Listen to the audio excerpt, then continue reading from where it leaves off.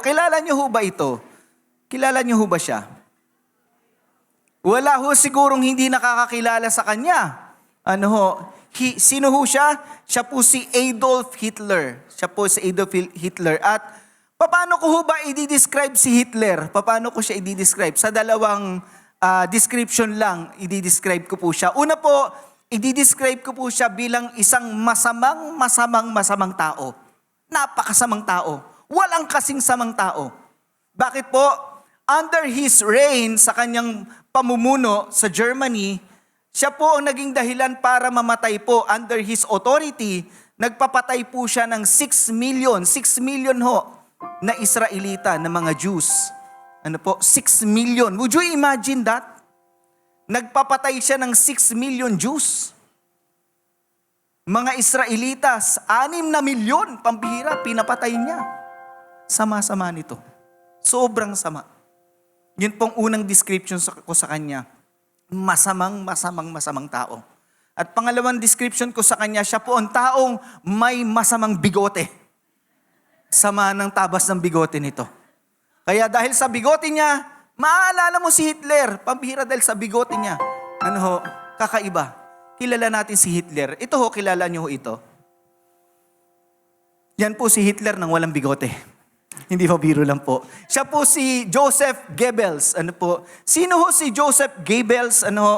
Siya po ang Nazi propaganda minister ni Hitler. Siya po ay namamahala ng propaganda para papugiin ang imahe ni Hitler. At si Hitler at si Joseph Goebbels po ay magkatandem para i-brainwash ang mga Germans para sa World War II. Ano ho? They are in tandem together with their speeches, with their propaganda. Ito po si Joseph Goebbels at saka si Adolf Hitler ay nagtandem para i-brainwash ang Germany. At isa sa nai-attribute kay Joseph Goebbels ay itong law of propaganda na to. Ano po yung sabi dyan? If you tell a lie big enough and keep repeating it, people will eventually come to believe it. Kahit gaano ka raw kalaki ang kasinungalingan, pag lagi-lagi itong pinaririnig, lagi-lagi itong nire-repeat, eventually people will come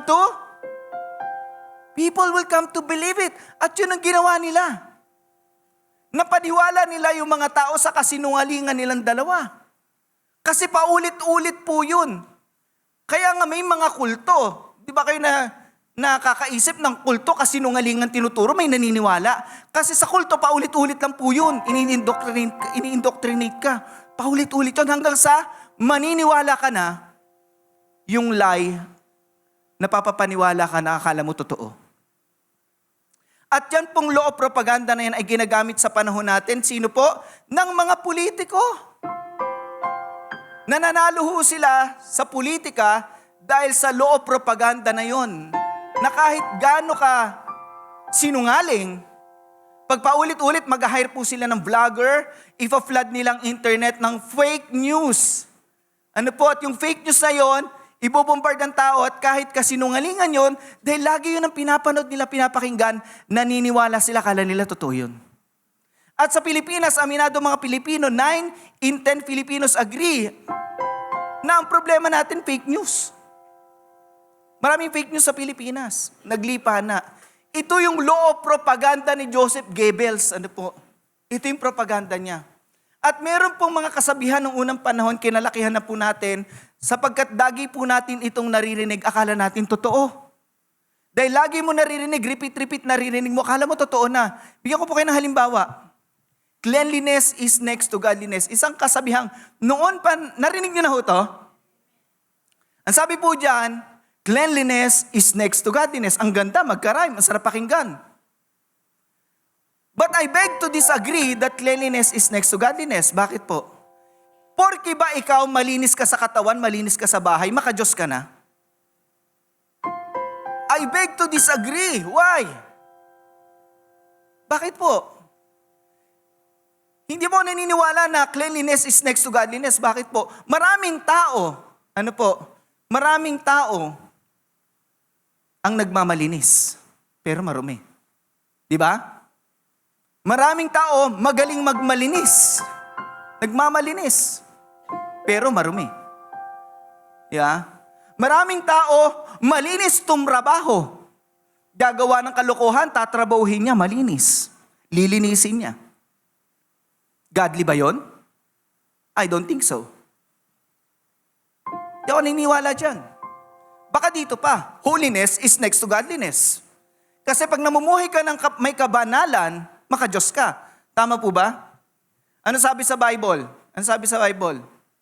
Be holy for I am holy. Kasi banal ang Diyos, nagpapagkabanal ka, maka-Diyos ka. Tama po ba? May isa pa pong kasabihan tayo na kinalakihan natin at napapapaniwala tayo na totoo siya kasi lagi lang nating naririnig. Itong respect is earned, not given. Respect is earned, not given. Tinatrabaho ang respeto, hindi yan basta binibigay. Trabahuhin mo, you work at it and you will earn it. Earn. Kikitain mo yun. Trabahuhin mo, kikitain mo. Pero yung respeto, hindi basta binibigay yan. Hindi kita basta irerespeto. Pagsikapan mong marespeto kita, patunayan mong karespe-respeto ka. Marami pong naniwala dyan sa kasabihan na yan. But once again, I beg to disagree. Why? Pagka ganyan pong pinaniwalaan natin, ganito po yan. Pag yan pong pinaniwalaan natin, para bang sasabihin mo, bigyan mo nga ako ng rason para irespeto kita? So lahat ng tao, para irerespeto mo, isa-isa kailang patunayan nila, bibigyan ka nila ng rason para irerespeto mo sila. Give me a reason. Pag wala kang reason para irerespeto kita, hindi kita irerespeto. Pasensya na. Sorry. At kapag ganyan pong paniniwala natin, parang kailangan patunayan muna ng kapwa natin sa atin, nakarespeto sila. Prove yourself to me. Patunayan mo sarili mo. Kaya palang tao, walang tigil sa pagpapatunay kung sino siya. Kasi doon lang siya irerespeto ng iba. Doon lang siya irerespeto ng iba pag may napatunayan na siya. Kaya pag ganyan po ang paniniwala natin mga kapatid, kung tayo yon, earn my respect. Trabahuhin mo, pagsikapan mong marespeto kita. Pag ganyan po tayo, nagiging demanding tayo. Magiging demanding ka. Sasama ugali mo. Magiging demanding ang tao. Ito po ang mas maganda siguro. Respect is not earned. It is learned. Lalagdagan ko po ng isang L sa unahan. It is not earned, it is learned. Kailangan mo at ako matutunang rumispeto. Amen po ba? Ulitin ko, kailangan mo at ako matutunang rumispeto. It is learned. Why do we need to learn it? We should not earn it, but we need to learn it. Kailangan natin yun matutunan. Kasi turo po yan ng Panginoong Diyos sa Biblia. Pakita ko po sa inyo, sabi po sa 1 Peter chapter 2 verse 17, sabi dyan, respect everyone. Sabi nga po natin malakas, respect everyone. Saba po, respect everyone. Everyone, respect everyone. And show special love for God's people. Honor God and respect the emperor. Servants, you must obey your masters and always show respect to them. Do this not only to those who are, wag kang mangre-respeto lang ng kind sa'yo, ha? And thoughtful, but also to those who are cruel. But also those who are cruel. Masasama ang ugali. Tinatrato ka ng masama at mali. Irerespeto ba din sila? Pambira. Yan ang Biblia. Ngayon tanong ko sa inyo, naniniwala ba kayo dito? By the way, the title of the sermon today is Earn or Learn? Earn or Learn. Naniniwala ba kayo dito? Na ang tao ay marespeto. People are respectful. Do you believe that? Ha? Isa pang tanong. People are respectful. Do you believe that? Mahina ang sagot. People are respectful long time ago. Nung unang panahon. Nung unang panahon, ang mga tao ay magalang.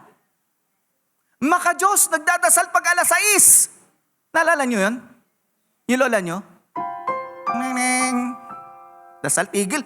Tigil lahat, dasal. Yeah. Magalang, masunurin.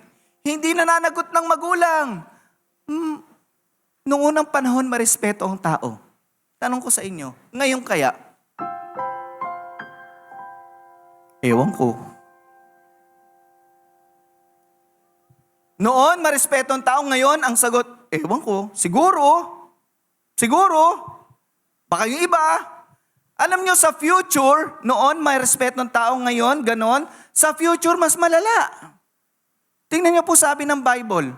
Sa huling araw, sabi dyan, sa dulo, sa mangyayari pa, bago bumalik ang Panginoon, sabi po dyan, first, you must understand this. Una, kailangan nyo itong maintindihan. Ano? Sabi po dyan, in the last days, sa huling araw, ano sabi dyan? People who follow their own desires will appear. Sisibol ang mga taong susundin lang ang kanilang sariling gusto. At ano raw ang description ng Bible sa mga taong susundin ang sarili lang nilang gusto? These disrespectful people will ridicule God's promise. Itong mga taong ito, lalaitin nila at pagtatawanan. I-disrespect nila ang pangako ng Diyos. Would you imagine, pati ang Diyos, i-disrespect ng mga tao sa future? At dito sa verse na to, naintindihan ko anong kaibahan ng marespeto at walang respeto. Dito sa verse na to, naintindihan ko. Bakit po? Tingnan nyo po. Ang unang dinescribe dyan, yung mga taong sinusunod lang nila ang sarili nilang gusto. So, ang disrespectful people are those who follow their own desire. Yung mga taong susundin lang nila ang gusto nila sa sarili. Kung gusto kong umuwi ng madaling araw, pakialam na magulang ko. Kung gusto kong makipagrelasyon sa mga may karelasyon ng iba at bawal na relasyon, ay ano naman. They only follow their own desires. Ano po? Gusto ko pakialam mo. Di ba? Yung mga tao na yun. O sisimplihan ko na lang, meron bang mga tao na sa buhay nyo marunong magpaalam o naglalaho na lang ng parang bula? Ano mang ganon? Dito lang siya kanina. Saan nagpunta yun? Yung anak mo ganon, di man lang nagpaalam sa'yo. Alis na ako. Wala. Akala mo nasa kusina lang kumakain. Hinulugog mo na yung buong bahay. Wala na pala siya. Saan nagpunta yun? Kanina dito yun Di man lang marunong magpaalam. Mga taong naglalahong parang bula. Yung mga taong ganon, hindi yun marespeto. Paalala lang po, pag-aalis kayo, magpaalam kayo. Pag darating kayo, magparamdam kayo. Amen ba? Kaya, di ba? Yun yung respeto Pasok na po ako. O sige, ingat ka. Pagpalain ka ng Diyos. Di ba ang ganda? Hindi yung nawala ka na lang, nasa eskwelahan ka na pala, kala ng magulang mo, nasa bahay ka lang. Yeah? O buti nga, eskwelahan pinuntahan mo. Baka nagbarkada ka na pala, hindi nila alam. Yung mga tao po na ang sinusunod lang nila sarili nilang gusto, disrespectful sila. Ano naman ang kaibahan niyan sa marespeto? Ang marespeto, lagi niya iniisip ang kapwa niya. Ito kayang gagawin ko, makakaapekto sa kanila? Ito bang desisyon na gagawin ko, masisira ba ang pamilya ko? Ito bang sasabihin ko, makakasakit? Di ba? Yung marespeto, iniisip niya yung kapwa niya. Hindi yung sarili lang niyang desire. Kaya magandang taong marespeto Tama po ba? Naiintindihan niya yung kapwa niya. Inaalala niya yung kapwa niya, hindi lang yung sarili lang niyang gusto ang mahalaga. Yan po ang kaibahan nilang dalawa.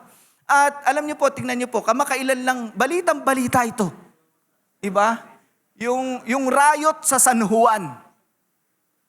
Alam niyo, pag napanood niyo yung video, wild na wild ang mga bata.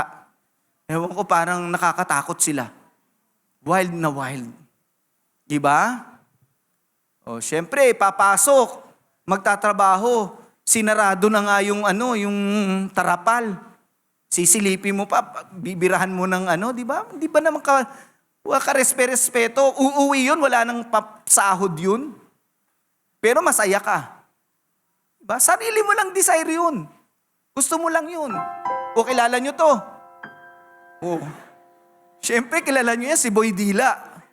Kilala ko niya si Boy Dila, ang tapang niyan pumapalag sa ano yan, social media. Kaya kayo, huwag kayong dadaan ng San Juan pag 24. Kung ayaw niyong mabasa, gagano. Ito si Boy Dila eh. Ewan ko, saan nakakarating to, walang respeto. Di ba, walang respeto. Alam niyo ho, ganito lang ho yan. Bakit kailangan nating irespeto lahat? Bakit kailangan? Tingnan nyo, irirespeto mo lahat kahit magkaiba kayo ng paniniwala. Sa okasyon na yon, ang paniniwala ng iba, wala akong panahon magbasa-basa, magtatrabaho ko. O irespeto mo, magtatrabaho siya eh. Kung kayo magbabasa-basa, hindi magbasaan kayong lahat, wala naman, nakatambay naman kayo lagi eh. Di ba? Magbasaan kayo dyan. Pero yung magtatrabaho, irespeto mo. Kawawa naman, no? Yung pati mga rider, pinagbabasa nila. If they believe differently, this is, minsan ganito. Hindi natin sila respeto kasi kaiba yung paniniwala nila sa paniniwala natin. Doon nagkakaproblema eh. Pero pag may respetuhan, halimbawa lang po, halimbawa sa relihiyon, lagyan na natin sa relihiyon. Sa relihiyon, pag iba paniniwala nila, you can only, pakinggan nyo ako, you can only share your belief. But you can never impose your belief. Ulitin ko po, you can only share your belief. But you can never impose it. Hindi ka pwede pumunta sa bahay ng kaibigan mo, o yung mga ribulto mo, tanggalin mo yan, basagin natin yan. Hindi pwede. Irerespeto mo yun. Pinapasok ka nga sa bahay niya eh. Di ba? Isi-share mo lang, bro. Basahin natin yung Bible, bro. May sabi si Lord tungkol dyan. Okay lang ba sa'yo? Pag ayaw niya rin, okay. Yeah. Pero i-impose mo, katulad nun, i-impose mo yung tutubigan mo silang lahat. It's wrong. It's disrespecting. Tama po ba? May mga tao, lalaki sila, pero sa pakiramdam nila, girl sila. Babaeng natrap sa katawan ng lalaki.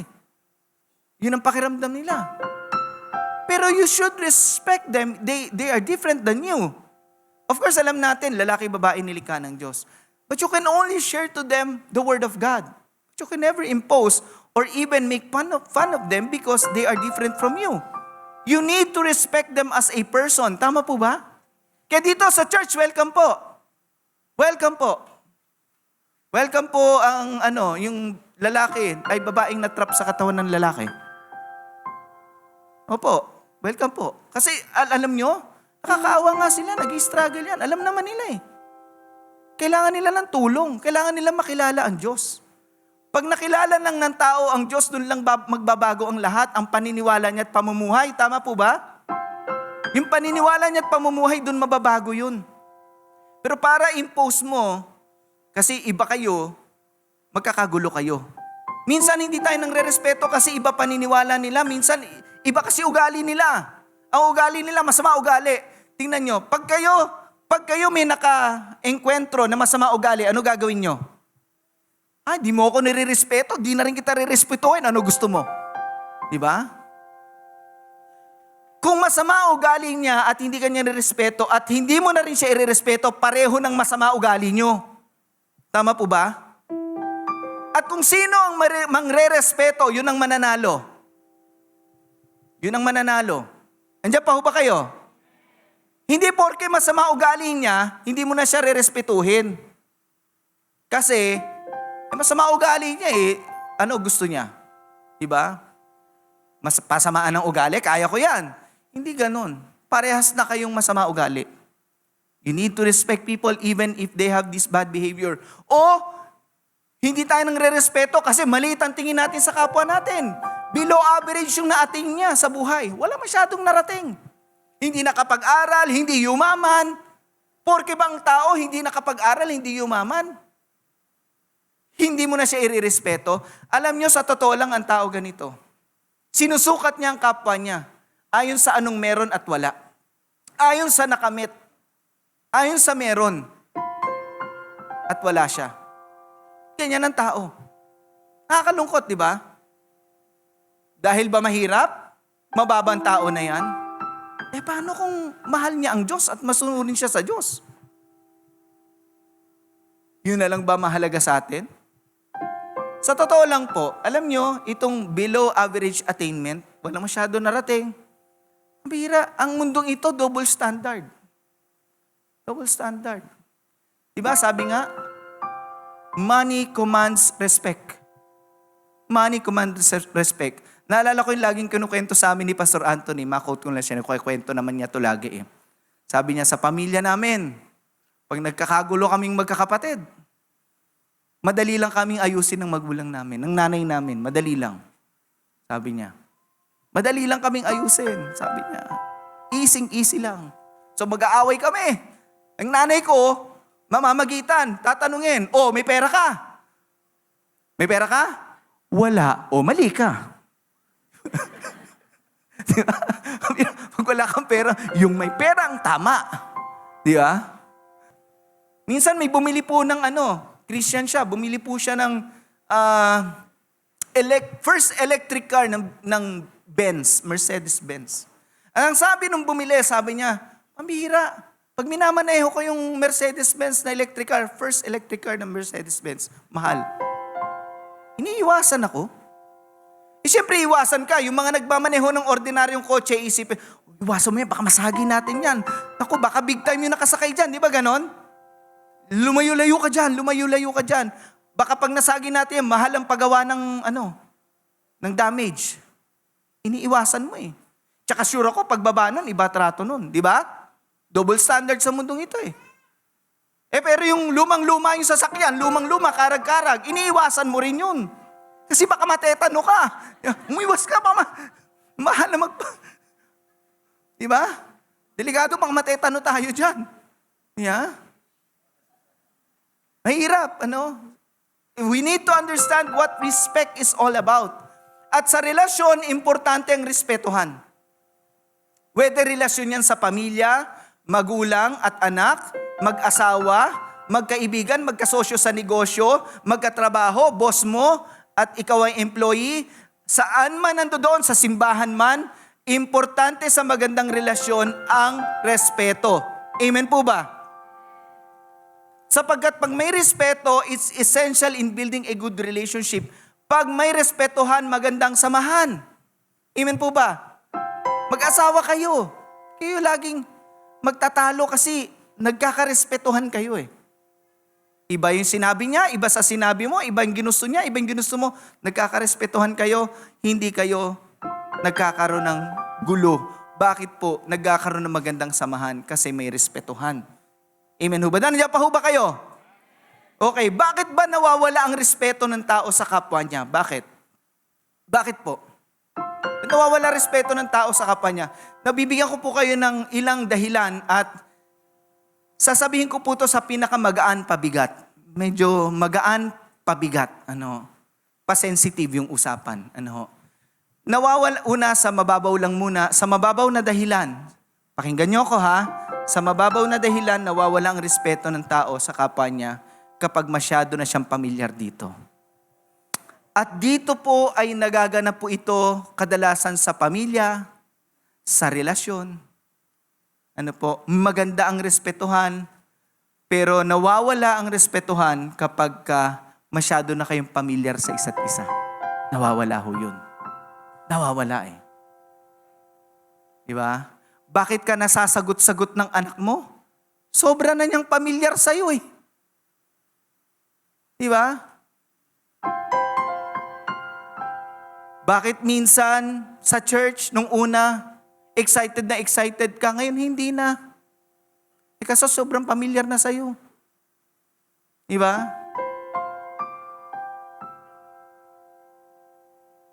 Over familiarity. Nung magjowa kayo, diba? Wow! Pambihira. Exciting. Nung matagal na kayo mag-asawa, boring. Diba? Kakasawaan kayo, over familiarity, nawawala yung respetuhan. Hindi dapat ganun. Amen o ba? Over familiarity. Problema po yan. Isa pa, failed responsibility. Kapag yung nakita mo, hindi niya nagawa yung responsibilidad, naisip mo, ba't ko i-respeto? Hindi na nga niya nagawa yung responsibilidad niya. Hindi nga naging mabuting ama sa akin. Hindi nga niya ako nabigyan ng ganitong buhay. Bakit ko yun nire-respeto? Paano kung yun lang nakayanan niya? Ibig ba sabihin, pwede mo na siyang bastusin? pwede mo na siyang baliwalain kasi nabigo siyang gampanan ang responsibilidad sa'yo? Ganun ba yon? Sometimes we are like that. We treat people that fall short of our expectation. They fall short of our expectation and we say they are not respectful and worthy of our respect anymore. Ano po? Kasi kinapo sila sa ina-expect ko eh. Hindi tayo ganun, mga kapatid. Amen ho ba? Pabigat po yan, over familiarity, nabigo sa responsibilidad. Pangatlo, at ito mabigat, magiging sensitive po itong usapan na to. People lose respect due to immorality. Mag-iingat po ako dito kasi you can accept what I'm teaching or you may have a different view about it. I don't know about you. Ang tanong ko sa inyo, ang tao bang nakakommit ng immoral act ay hindi nakarespeto? O hindi ko na dapat irespeto yan? Kagawa ng immoral yan. Immoral! Nairespeto yan. Ano sa palagay nyo? Ha? Ano sa palagay nyo? Talaga? Immoral! Ganito po yan. Paano ko ba sasabihin to? Kailangan maging maayos eh. Una po, yung nakagawa ng immoralidad, pwede mo siyang i-rebuke. You can rebuke that person. Ipamukha mo sa kanyang mali siya. But not to the point that you would lose respect as a person yung kausap mo. Kasi hindi naman sa lahat ng buong buhay niya ginawa niya mali. Tama po ba? Hindi naman sa lahat ng buong buhay niya ginawa niya mali eh. Tama po ba? Rebuke that person. And don't retaliate. Kasi pag ikaw, gaganti ka, ang bira nagkakasala ka. Pag nawalang respeto natin sa kapwa natin, magkakamali tayo, magkakasala po tayo. Sasama din ang ugali natin, gagawa tayo ng hakbang na gusto natin sa paghusga natin sa kanyang pagkakamali. Tanong ko sa inyo, sinong huhusga? Sinong huhusga? Ang Diyos. Bigyan ko yun ng storya. Naalala niyo yung adulterous woman na nahuli siya at hinarap siya kay Lord? O yan batuhin na yan hanggang mamatay. Immoral eh. Ba't pa irerespeto yun? Hindi na irerespeto. Wala nang karapatang mabuhay yan. Wala nang karapatang mabuhay. Hindi lang irerespeto Wala nang karapatang mabuhay. Immoral yung babae na yan. Sumagot si Lord. Alam niyo na yung sagot niya, di ba? Sinong walang kasalanan, siya na maunang bumato. Sinong walang kasalanan? Bato na. Alam niyo? Isa-isang nangawala. Nung maubos, kasi makasalanan din pala sila. Sabi ni Lord, saan na sila? Wala na po Lord eh. Kahit ako hindi kita i-condemn. Go and sin no more. Ito nakita ko. We can correct a person, correct them if they're immoral. But God is giving them a chance to change. Yun ang nakikita ko. Now, it's up for the person who committed immorality to prove, not to waste the opportunity for them to change. Pag hindi sila nagbago, maniwala kayo, ang Diyos po ay may kasunod na hakbang doon. Agree ho ba kayo? Pero hindi tayo ang huhusga. Para parurusahan na, padadalhan natin sila ng mga order na hindi naman nila in-order. Diba, ganun tayo maghiganti eh. Diba? Orderan ko yan, marami, Jollibee, gano'n, etc. Diba? Hindi naman nila in-order para makaganti ka. Mali eh. Maling-mali. Ang bihira. Kaya ito po ang description na marespeto. Ang marespeto, alam niya i-recognize ang boundary. Lord, hindi ako ngahatol. As a human being, irerespeto ko yan. Pero hindi ako hahatol, Lord. Hindi ako ang Diyos. Hindi ako magiging masama dahil gusto kong gumante o ano. Alam ko ang boundary ko. Importante ho yun. Ang marespeto, alam nilang hangganan hanggang saan lang sila. Amen po ba? Hanggang saan ka? Bata ka, alam mo hanggang saan ka lang sa magulang mo. Hanggang saan ka lang? Alam mo kung hanggang saan lalagpas na wala ka ng respeto, alam mo hanggang saan ka lang? Hanggang dito lang ako. Alam mo yung boundary. At isa sa problema ng mga kabataan ngayon, hindi nila alam ang boundary. Hindi nila alam ang boundary. Hanggang saan lang sila. Nilalampasan nila yung boundary. Bigyan ko po kayo ng halimbawa. Tingnan niyo po mga kabataan ngayon, magugulat kayo. Sabi po sa data, ang Pinoy youth ay nag-i-engage sa premarital sex, edad 15 to 24 pa lang po yan, ha? 15 to 24. At gaano sila karami? 6.2 million. Wow! At kailan kinuha yung data na yan? 2017. So would you imagine 7 years later, tanong ko sa inyo, lumaki kaya? Pambira. Mga bata, hindi nila alam ang hangganan nila. Di ba? Hindi alam hanggang saan lang pwede. Pati yung hindi pwede, papwedehin nila. Di ba? Sasabi mo, pastor, ang corny mo, Old Testament ka, pastor. Napaka-conservative mo, pastor. Iba na ang panahon ngayon, pastor. Teka muna. Nagbabago ang panahon pero ang standard ng Diyos hindi. The moral standards written in the Bible is the same from the Old Testament up to today and into the future. Hindi yung nagbabago. Ang Bible ang nagdi-declare ng moral standard. And if we are engaging in premarital sex, alam naman natin, ang pinapayagan lang sa Bible ay sa loob ng kasal. Hindi mo nga kaya magpakasal eh. Diba? Kaya mong gawin yung mga ganyan. At tingnan nyo po, ito ang sign na may respeto ka sa karelasyon mo. Bakit? Hindi mo siya pipilitin. Diba? Hindi mo siya pipilitin na gawin nyo ang isang bagay na hindi nyo dapat gawin. Una, nire-respeto mo ang Diyos. Nire-respeto mo rin siya. At ikaw naman, babae, pag hiningi yan sa'yo, huwag mo ibibigay. Yung may sumagot, tama. Kasi pag binigay mo yan, nawala na. Ano pang ibibigay mo? Pagsasamantalahan na lang yan. At kapag nagkasawaan na naman ng over familiarity, ipagpapalit ka. Hindi mo ba naisip yun? Alam mo ang hangganan. Amen po ba?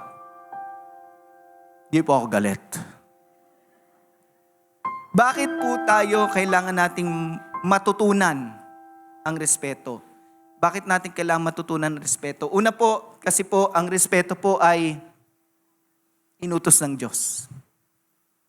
Sino dito gusto masunod ang utos ng Diyos?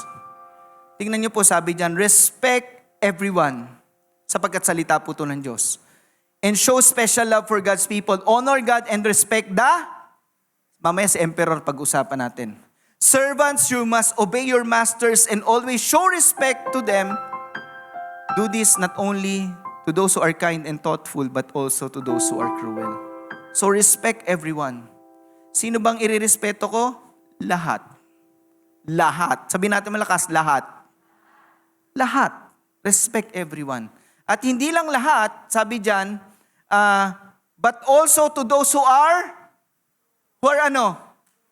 Meron pang special mention. So lahat, meron pang distinction. Pati yung cruel. Pati yung cruel. Pati yung masama ang trato sa'yo. Cruel sa'yo. Now, let me just give you a background of this book. Ano po? Yan pong sulat na yan, ng libro na yan, nasulat yan between 62 AD to 64 AD. Ano? At nasulat po yan para paalalahanan ang mga Kristiyano na under Roman Empire na yung emperor, respeto nyo ha. Napansin nyo, binanggit yung emperor, respect. Si Emperor Nero. Ngayon, si Emperor Nero, mainit ang ulo sa Kristiyano. Pinipersecute niya ang Kristiyano. Galit siya sa Kristiyano. Inuusig niya. Masama ang trato niya. Cruel siya sa Kristiyano, si Emperor Nero. At nung 64 AD, nagkaroon po ng Great Fire of Rome. Yung Rome, nagkaroon po ng sunog na tumagal ng 6 na araw. Sobrang laking sunog. tumagal ng 6 na araw. At para si Nero hindi managot, ang ginawa niya, pinagbintangan niya yung mga Christians. Yung mga Christians may kagagawan niyan, yung mga weird. Yan na may kagagawan niyan, kaya nagkasunog-sunog dito sa atin, nawasak ang ating lugar. Ganyan. At alam niyo po, naging matindi ang persecution sa kanila. At sa pagkakaalam ko, sa panahon din na to, dito po namatay sila Apostle Paul at si Peter. Alam niyo po, yung mga Christian, dahil mahilig po sa entertainment ang Romans, pinapakain po sila sa leon. Christian ka, papakain ka sa leon. Sa gabi, gagawin kang torch, sisilaban ka. Susunugin ka ng buhay. Ang lupit, pambihira, ang lupit. At based on history, si Apostle Paul ay pinugutan ng ulo. Si Apostle Peter ay pinako sa krus ng patiwarik. Pambihira. So cruel. Sobrang sama. Pambihira. Malupit. Ikaw, naranasan mo na ba yon? Hindi ka pa nga pinapako sa krus ng patiwarik eh. Hindi mo na nire-respeto yung boss mo, yung magulang mo. Di ba? Napagsabihan ka lang naman. Yeah? Ganito katindi yan, mga kapatid. How cruel is the emperor? Napakasama. At ang respect po is prerequisite to honor. Gusto ko lang po i-differentiate sa inyo ang kaibahan ng respect sa honor. Yung respect po ay basic level. Yung honor is greater level. Honor is greater than respect. Kaya po ang ginamit dyan, sa version na kinuha natin, ang ginamit po dyan is honor God. Parangalan mo ang Diyos. Higit pa siya sa respeto. Honor is greater than respect. Para maintindihan natin ganito. Bawa tayo, graduation class tayo. Lahat, we will receive the respect of graduating. From our school. Lahat, may diploma. It's a respect given to us for finishing our studies. Pero sa ating lahat, merong sino? Merong i-honor. Kasi there is a distinction sa klase ng mga tao na to. Kailangan ma-distinguish siya na iba sila. Kaya binibigyan sila ng honor. At ganun din po sa buhay. Ang Diyos may distinction. Honor ang Kanya, hindi lang respect. Tama po ba? Paparangalan mo siya, hindi mo lang siya irirespeto. At bukod sa Diyos, sino pa ang binigyan ng distinction ng Diyos? Bukod sa Kanya, na kailangan mong i-honor. Sino? Ha? Magulang mo. Tingnan niyo po sabi dyan. Honor your father and mother, which is the first commandment with a promise. Tayo, hindi lang natin irerespeto magulang natin, mas mataas. They are distinct from others. You may respect everyone. And you should also respect your parents. But more than respecting them, you need to honor them. I-honor mo sila. Kung yung respect hindi na maibigay ng bata, paano? Paano pa yung honor? Paano pa yung honor? At sa mga kabataang nandito, parangalan nyo ang magulang nyo, huwag nyo lang irespeto. Sobrahan ninyo sa respeto. Amen po ba? Pakinggan nyo ako. Sobrahan mo sa respeto. Kasi pag sinunod mo ang Diyos, ano mangyayari sa buhay mo? Sabi dyan, ito ang unang utos na may pangako. Nag-utos ang Diyos, nangako pa ang Diyos. Ano pinangako niya sa susunod? So that it may go well with you and that you may enjoy long life on earth. Hindi ba naintindihan ng kabataan to? Para ang buhay mo guminhawa at humaba pa ang buhay mo, i-honor mo ang magulang mo. Amen po ba? Irespeto mo, higitan mo pa sa respeto, i-honor mo. At lagi sa buhay mo, i-honor mo ang Diyos. Amen po ba? Respect is commanded by God as well as honor God. Honoring God. Pangalawa, God commands, dalawa lang po to. We need to learn respect because God commands it. And pangalawa, because learning respect will make us a good person. Sino sa inyo gusto niyong maging mabuting tao? You wanna be a good person? Sino ho dito? Paano makikilala ang good person? Paano? Anong katangian ng good person? Ito naintindihan ko, ang mabuting tao, marespeto. Yan ang basic niyan. Marespeto ang mabuting tao. Marespeto sila. Malalaman mo pag mabuting tao yan, marespeto yan. Nirerespeto ang batas, patakaran, mga nakakataas sa kanya, mga kasamahan yan. Marespeto yan sa lahat ng bagay. Ang mabuting tao. Pero bakit takot tayong maging mabuting tao? Bakit? Bakit takot tayo? Kasi natatakot tayong maging mabuting tao kasi baka tayo ay abusuhin, pahirapan, baliwalain kasi sobrang buti natin. Kaya parang magiging doormat ka na lang, apak-apakan ka, wala ka ng dangal, sobrang bait mo.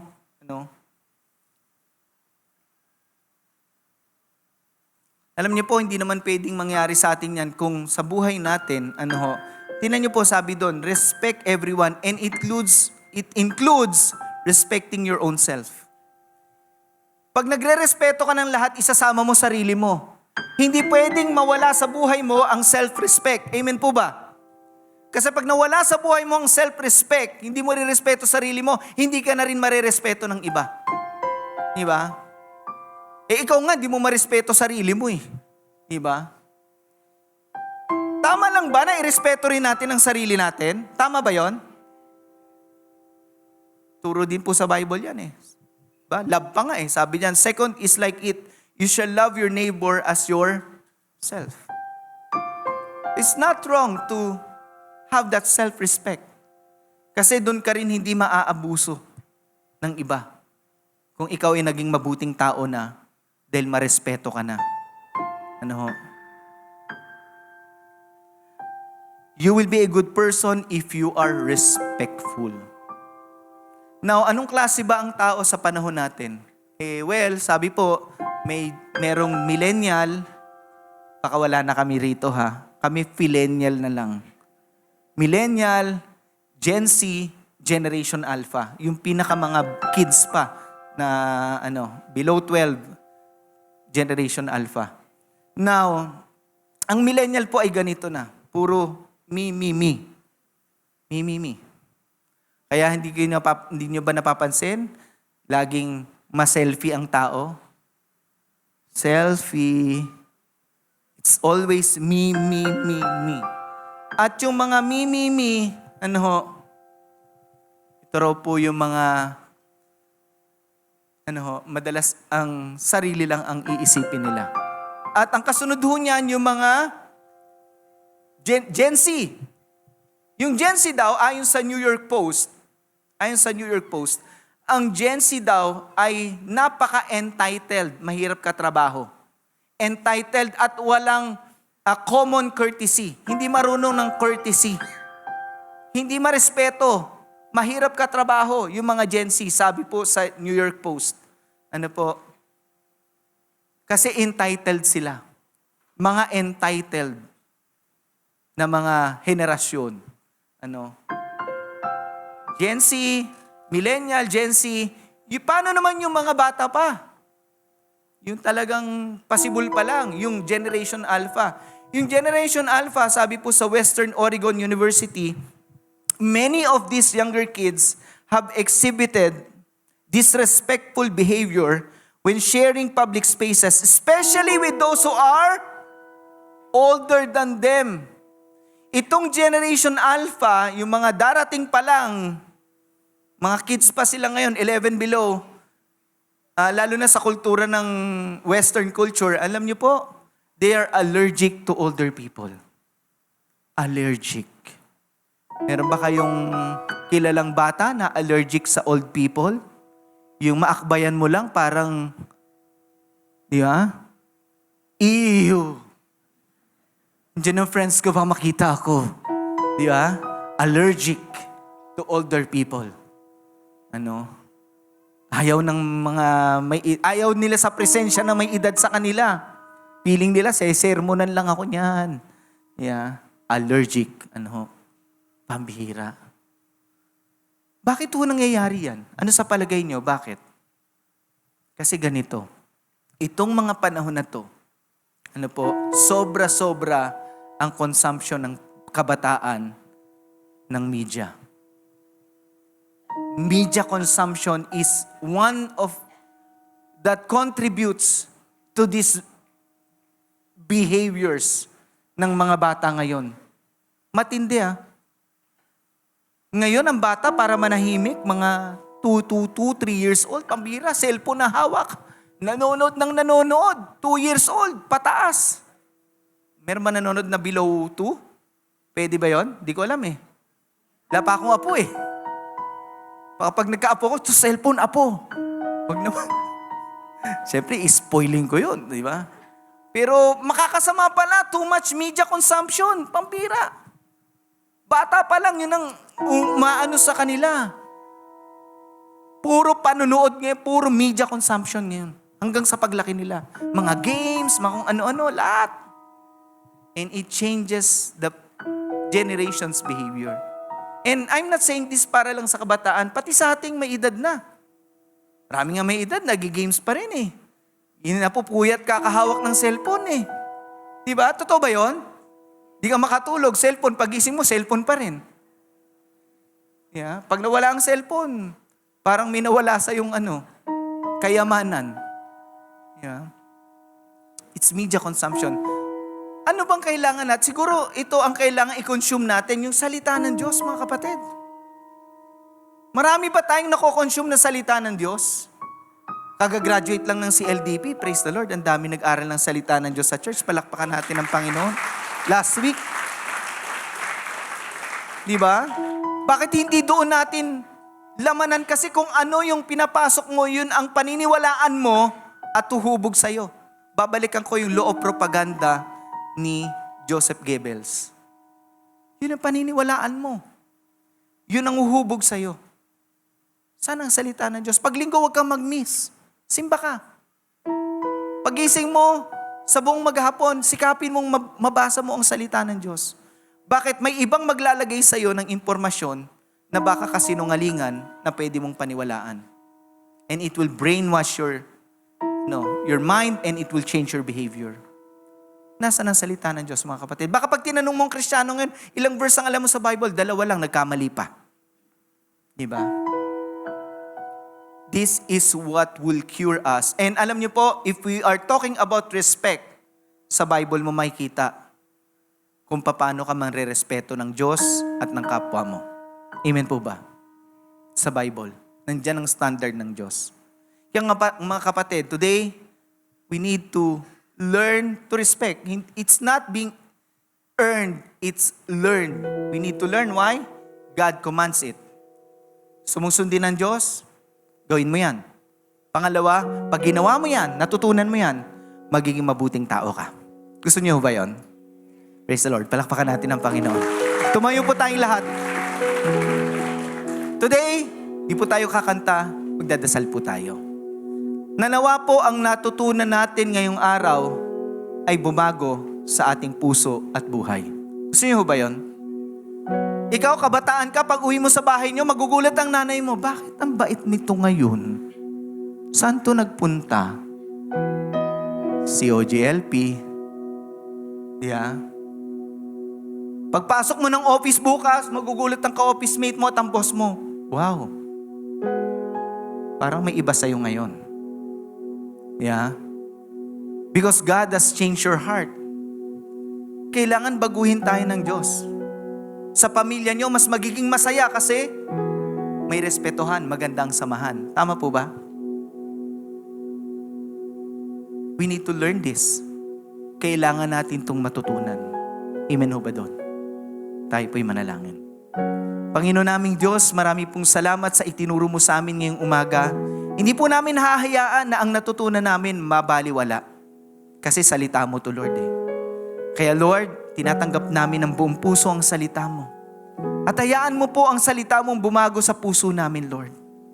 Lord, gusto po naming sundin ang utos mo, ang kalooban mo, na maging marespeto kami sa lahat. Ano man ang paniniwala nila, ano man ang nagawa nila, ano man ang naging kulang sa kanila, ano man ang ugali nila, Panginoon. Hayaan mo pong maging marespeto kami.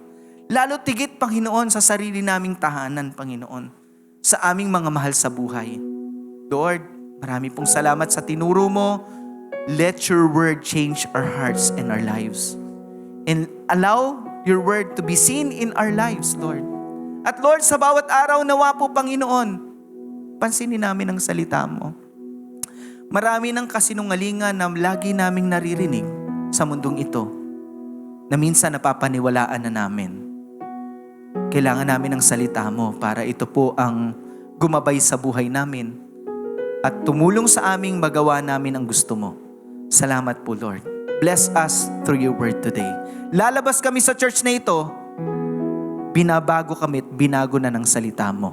Salamat po, Panginoon. Lord, I pronounce blessing upon your people today, Lord. Marami pong salamat. Mga kapatid, taas natin ang ating mga kamay. Lord, we thank you today.